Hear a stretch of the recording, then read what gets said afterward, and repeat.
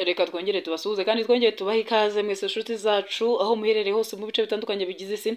Tubaha ikaze ku Isano TV official, kandi like subscribe niyo buto y'umutuku ukore no kunzogera kugira ngo tujye tubana buri munsi.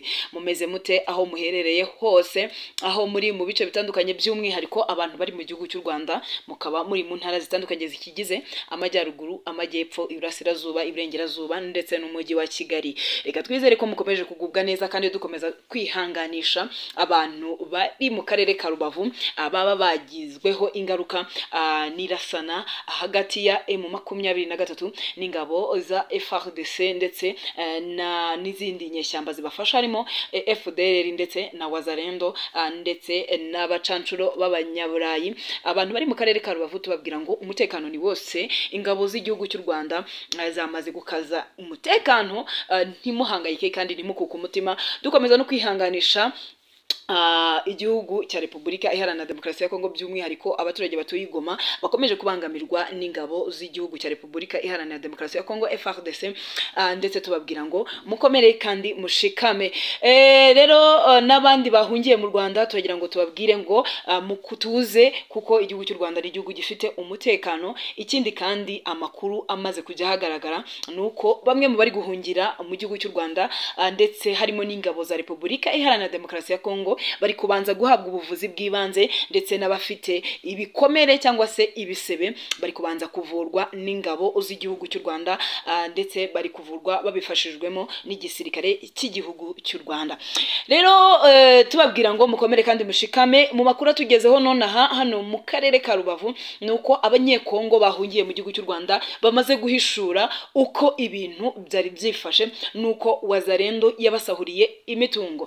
Ibyo tugiye kubigaruka ku buryo burambuye, ariko mbere yuko tubizaho mu buryo burambuye cyangwa se tubivugaho ku buryo burambuye, reka tubanze tubabwire ko aka kanya amakuru atariho ivumbi, amakuru atugezeho nonaha nuko umuvugizi w'umutwe wa M23 cyangwa se M23 mu rwego rwa gisirikare Major Willy Ngoma amaze gutangaza ko bidasubirwaho bari kugenzura ikibuga mpuzamahanga cy'indege cya Goma cyose. M23 yavuze ko yamaze gufata iki kibuga cy'indege cyose cya Goma nyuma y'amasaha atageze kuri 48 umujyi wa Goma ugiye mu maboko yayo. Major Willy Ngoma yagize ati ikibuga mpuzamahanga cy'indege cya Goma gicungiwe umutekano cyose n'intare, ingabo za M23 bakunze kwiyita intare za Sarambwe. Kwa 26 Mutarama 2025 M23 yabanje gufunga ikirere cy'iki kibuga cy'indege kubera ko ingabo za FARDC n'imitwe bafatanyije zagikoreshaga zihanyuza intwaro zicisha abasivile.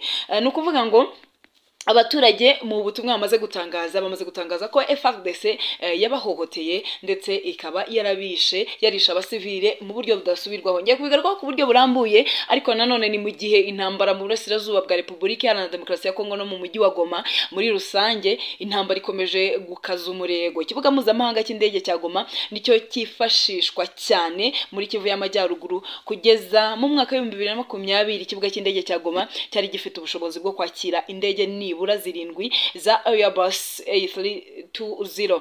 Iki kibuga cy'indege cyari gisanzwe gikoreshwa cyane n'ingabo za leta FARDC, ingabo z'umuryango w'abibumbye MONUSCO, imiryango mpuzamahanga n'ibigo by'ubucuruzi bikora ubucuruzi mu burasirazuba bwa Repubulika Iharanira Demokarasi ya Kongo.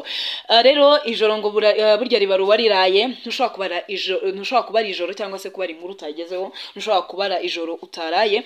Abaturage b'abanyekongo bahungiye mu Rwanda bavuza agahinda batewe n'intambara ikomeje guhanganisha ingabo za Repubulika Iharanira Demokarasi ya Kongo FARDC n'imitwe bifatanya guhangana n'umutwe wa M23, nuko abasirikare ba Wazalendo basahuye imitungo yabo. Aba baturage bamaze kugera mu gihugu cy'u Rwanda mu gitondo cyo ku munsi w'ejo hashize. Bamwe mu basirikare ba Repubulika Iharanira Demokarasi ya Kongo batsinzwe n'umutwe wa M23, abakozi ba Loni na MONUSCO n'abaturage bambutse umupaka bakubuhungiro mu Rwanda. Abanyekongo bahungiye mu Rwanda baganiriye n'ibinyamakuru bitandukanye, harimo ikinyamakuru Igihe, bagaragaje ko intambara yahuje ingabo za leta ya Repubulika Iharanira Demokarasi ya Kongo n'imitwe zifatanya irimo FDLR, Wazalendo, ingabo z'u Burundi n'iza SAMIDRC mu guhangana na M23 yatumye bamwe mu basirikare ba Wazalendo bayitwikira basahura imitungo yabo. Shabushi Rurinda Emmanuel wari mu gace kitwa Ruzizi yagaragaje ko ubwo urugamba rwari ruhinanye abasirikare ba Wazalendo biraye mu mitungo y'abaturage bakayisahura. Ati narindi mu nkambi ya Rusayo igihe amasasu yayigwagamo akica abantu twahise dufata ibintu n'imiryango turaza twari turaho bita Ruzizi. Ubwo muri Ruzizi haraye havuga amasasu bwarinze bucya bukeye mu gitondo batangira gusahura abo basirikare ba Wazalendo. Ubwo bituma n'abaturage bajya gusahura kuko bari babonye ibintu biba bibi cyane. Rero bamwe mu baturage bakomeje kuvuga uko bagiye bahemukirwa n'ingabo za Repubulika ya Demokarasi ya Kongo. Ku rundi ruhande kandi n'uwitwa Uwase Jeanne yagaragaje ko Repubulika ya Demokarasi ya Kongo yari yabanje gufunga imipaka ngo abaturage badahungira mu Rwanda bisaba ko birwanaho mu kurengera amagara yabo. Ati amasasu yarabaye menshi dushaka ahantu twanyura ngo twiruke tuze twicare mu Rwanda. Twageze ku mupaka dusanga abanyekongo bafunze ariko bigeze aho amasasu abaye menshi umupaka turambuka. Mugenzi wabo we yasobanuye ko nyuma yo kubona umuryango w'abibumbye uhungishije abakozi bawo bakoreraga igoma abaturage nabo bahisemo gukiza amagara yabo. Ati uyu munsi bwakeye mu gitondo turebye abamonisiko bari kuzana ababo natwe turinjira twageze aha kandi batwakiriye neza. Ngayo nguko ibintu byifashe mu karere ka Rubavu. Mukomeze mugumane natwe, stay tuned ndetse wibuka gukanda subscribe ukore no kunzogera kugira ngo ugende ubu wa mbere mu kubona ko hari amakuru tubazaniye. Wakoze kubana nanjye, ciao bye, hasta la vista.